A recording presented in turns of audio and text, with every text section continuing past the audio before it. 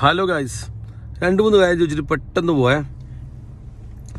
ഒന്ന് ആർക്കെങ്കിലും അറിയോ ഇതാരാ ഈ പണിക്ക് പോകാന്നുള്ള സിസ്റ്റം ഇതാരായി കണ്ടുപിടിച്ചേ?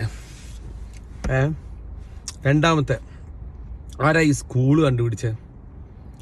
മൂന്നാമത്തെ ഇതാരാ ഈ ബില്ലുകൾ കണ്ടുപിടിച്ചേ? ഞാനിപ്പോൾ ഗവൺമെൻറ് 1ാം ക്ലാസ്സിൽ ഞാൻ ചോദിച്ചാൽ ഹൈമ ടീച്ചറോട് ഞാൻ ചോദിച്ചു, ടീച്ചർ എനിക്ക് കുറച്ച് റെസ്റ്റ് തരുമോ, അതായത് മനസ്സമാധാനം തരുമോ? അപ്പോൾ ടീച്ചർ പറഞ്ഞ്, മോനെ ഒരു 10ാം ക്ലാസ് വരെ മാത്രം നീ നന്നായിട്ട് പഠിച്ചാൽ മതി, ബാക്കി എല്ലാം സെറ്റായിക്കോളും.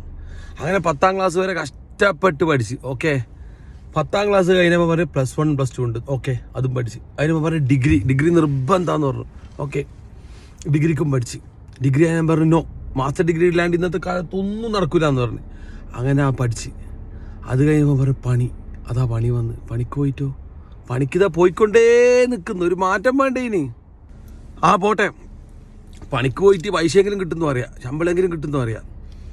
ഇതെല്ലാം കഴിഞ്ഞിട്ട് നോക്കുമ്പോൾ അതാ ബില്ലുകൾ, എജ്ജാതി ബില്ലുകൾ. Electric bill, water bill, phone bill, insurance bill, medical bill, ആ ബില്ല്, ഈ ബില്ല്, മറ്റേ ബില്ല്. ഓ മൈ ഗോഡ്, മിണ്ടിയാൽ വരെ ബില്ലാണ്, എജ്ജാതി ബില്ലുകൾ.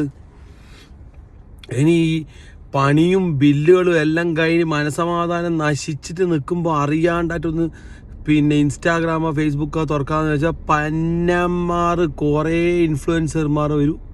നമുക്ക് ജോർജിയയിലേക്ക് പോയാലോ? അല്ലെങ്കിൽ വേണ്ട, ഉസ്ബെക്കിസ്ഥാനിലേക്കാവാം.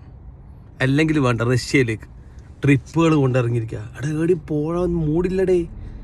അത് കഴിഞ്ഞിട്ട് നോക്കുമ്പോൾ ഉണ്ടാവും മറ്റോ വന്നിരിക്കുന്നു, ഇതാ നിങ്ങൾ ഈ മന്തി അയച്ചിനാ, നിങ്ങൾ ഈ കുനാഫ അയച്ചിനാ. എനിക്കൊന്ന് പറയാം എൻ്റെ ഗൈസ്, എന്തൊരു വെറുപ്പിക്കലാണ് എല്ലാവരും കൂടിയിട്ട്. എനിക്കൊരൊറ്റ കാര്യം ചോദിക്കാനുള്ളൂ. ഞാൻ 1ാം ക്ലാസ്സിൽ നിന്ന് എൻ്റെ ഹൈമ ടീച്ചറോട് ചോദിച്ചു അതേ ചോദ്യം, തിരിച്ചു തരുമോ? തരാൻ പറ്റുമോ നിങ്ങൾക്ക് എൻ്റെ മനസ്സമാധാനം? പ്ലീസ്.